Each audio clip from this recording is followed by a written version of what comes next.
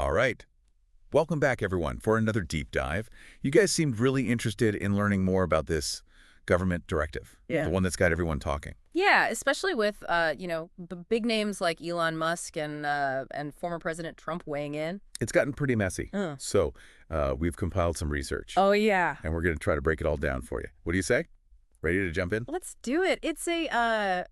It's really a fascinating case, just looking at how these messages are conflicting and these different power dynamics are clashing. Yeah, You've got government agencies defying directives and powerful figures making completely opposite statements. totally. It's a lot. So let's start with the basics. What did the Office of Personnel Management, the OPM, actually ask of all the government employees in this directive? Well, initially, the OPM wanted every single government employee to give a detailed account of all the work they did the previous week, Okay. which is, sounds pretty straightforward at first. Yeah. But then things get a little more complicated with the backtrack. That's when it starts to get A interesting. backtrack. Yeah, so almost right after they put out the directive, the OPM reversed its decision Oh, wow. and decided to leave it up to each individual agency to decide whether or not to actually, enforce the directive. Okay, so we've got mixed signals right from the start. Yeah. We've got the OPM putting out a directive. They immediately walk it back and say, well, actually, all you agencies, figure it out for yourselves. Right. And then enter Trump and Musk. Exactly. And it seems like they're kind of on opposite sides of the issue. Okay. Trump came out and very publicly said that any employee that refused to comply with that initial directive would be dismissed. Right. But then you've got Elon Musk coming out, with a really strong opinion. He insisted that complying with the directive was absolutely mandatory. Wow. And he actually went so far as to threaten his own resignation if his employees didn't follow the rules. Okay, it sounds like everybody's speaking a completely different language here. Did anybody even try to, make sense of all this chaos? Well, yeah, and this is where it gets even more interesting. Some of the biggest federal agencies, like the Department of Defense, the Department of Justice, even the FBI, they essentially came out and said, hey, employees, just ignore this directive.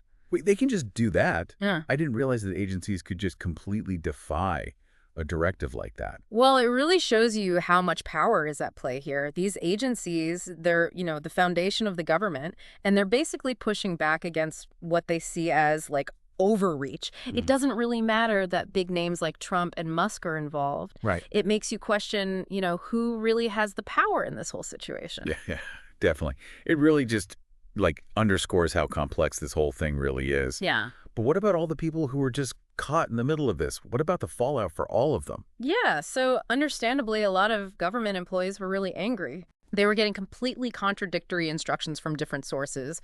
Who were they supposed to listen to? And, no matter what they did, it felt like there could be negative consequences. Yeah, of course. As you might expect, unions actually started filing lawsuits, arguing that the directive itself and the way it was handled violated worker rights. Yeah, it's just hard to imagine how frustrating and uncertain everything felt for all those employees. Yeah. So what did the White House say about all of this? Well, the official statement from the White House was that everyone was working together in a very harmonious way. Mm-hmm. But as we've seen, I don't know if harmonious is the right word here. Right, yeah. I don't think harmonious is what comes to mind when I think about this whole thing. Yeah. Okay, so to recap, we've got this super confusing directive, powerful figures taking completely opposite stances. Right. We've got agencies just blatantly defying orders. We've got unhappy employees. And then we've got the White House trying to present this united front when it's very clear that that's not the reality of this situation. It definitely seems like it goes a lot deeper than just a simple directive gone wrong. Yeah, exactly.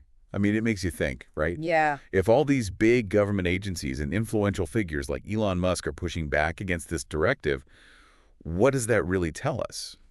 Could this be a sign that power dynamics are shifting? Yeah. Is this a power struggle? And what does this whole thing say about the state of our government and its relationship with private industry? That's the question, isn't it? It really is.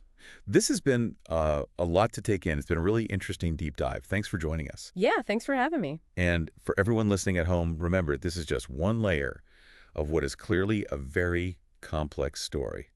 So keep digging, keep asking those questions, and we'll catch you on the next deep dive.